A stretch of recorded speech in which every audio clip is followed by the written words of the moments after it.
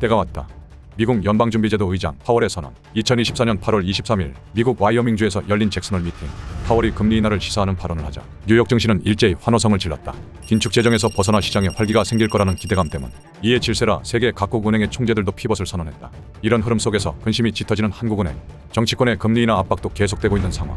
한국은행은 이런 혼란스러운 상황 속 꼬여버린 경제 실타래를 잘 풀어낼 수 있을 것인가? 오늘의 사건 보고 세계 각국 은행의 피벗 선언과 내후 외환에 휩싸인 한국은행.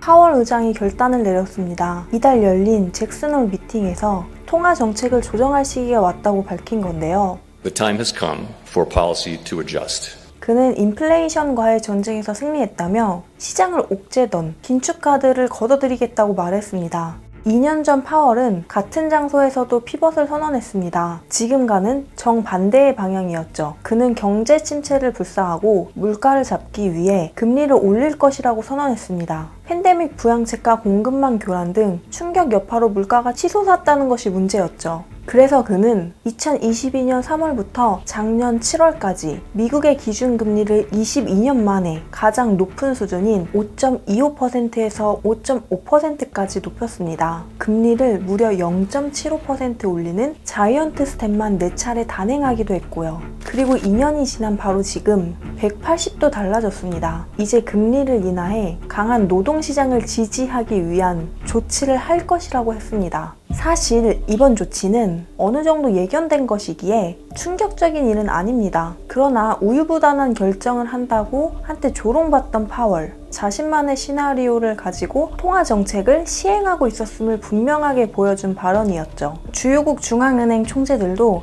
추가 인하 계획을 밝혔는데요. 앤드류 베일리 영란은행 총재는 끈질겼던 인플레이션이 저물고 있다고 말하며 금리를 한 차례 더 내릴 계획을 밝혔고요. 마리오 센테노 포르투갈 중앙은행 총재는 인플레이션과 성장률 지표를 보면 9월 인하 결정은 쉬운 일이라고 말하기까지 했습니다. 이렇게 전 세계가 통화 정책 피벗을 선언한 상황, 한국은행은 그 흐름과는 조금 다른 방향성의 발언을 합니다. 이번 잭슨홀 미팅에 한은 대표로 참석한 신성한 금융통화위원장은 정책 금리를 결정할 때 미국과 보조를 맞출 필요는 전혀 없다. 환율도 고려 대상은 아니다. 라고 말했습니다. 한국의 기준금리는 미국의 영향을 받을 수밖에 없습니다. 그러나 미국이 기준금리를 인하했을 때 한국도 따라서 기준금리를 인하해야 하는가는 다른 문제입니다. 이건 2010년부터 2024년까지 한국과 미국의 기준금리 추이를 보여주는 표인데요. 미국이 금리를 가파르게 올리던 시절, 그러니까 2022년부터 지금까지 이 시기를 제외하면 대부분은 한국의 기준금리가 미국의 기준금리보다 높다는 걸 알 수 있습니다. 그리고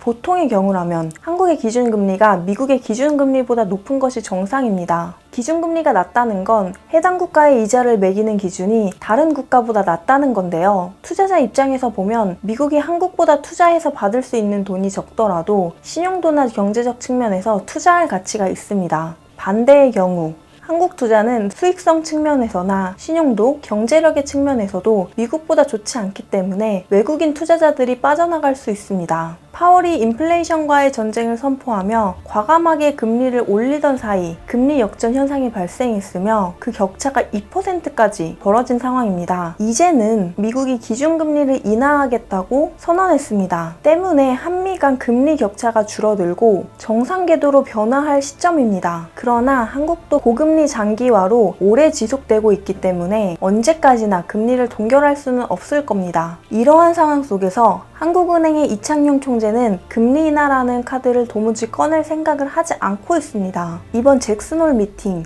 금리 인하 선언 전에도 정치권에서는 내수 활성화를 위해 한은에 선제적 금리 인하를 요구한 적이 있는데요. 한은은 이에 화답하지 않았습니다. 아직 한국에는 때가 오지 않았다는 거죠. 이번 10월에도 기준금리를 인하하지 않을 거라는 분석도 있습니다. 우리나라의 물가가 안정세를 찾았다는 점에 대해서는 한은도 공감하고 있는데 말입니다.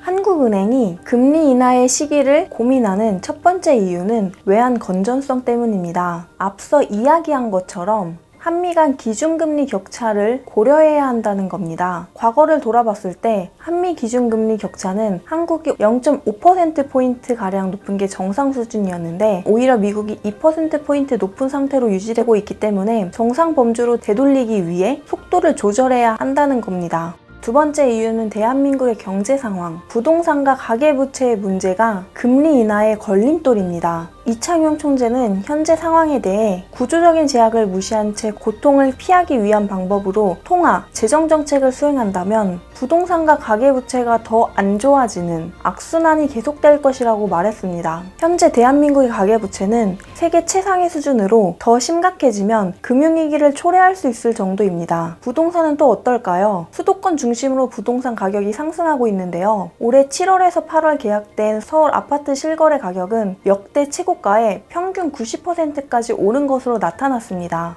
이창용 총재는 한국은행이 과도한 유동성을 공급해서 부동산 가격 상승 심리를 부추기는 식으로 통화정책을 운영하지 않겠다고 분명하게 말했습니다. 여기까지 내용을 종합해보면 금리 인하라는 방향성은 정해졌지만 금리 인하의 시기는 미국이 9월에 기준금리를 0.25% 내릴 것인가 아니면 0.5% 내릴 것인가에 좌우됩니다. 또 9월에 시행되는 2단계 스트레스 DSR 규제에 따라 시기가 10월이냐 11월이냐가 정해질 것 같습니다. 과연 한은은 정치권의 요구에도 독립성을 지키며 승리했다고 선언할 수 있는 통화 정책을 펼칠 수 있게 될까요?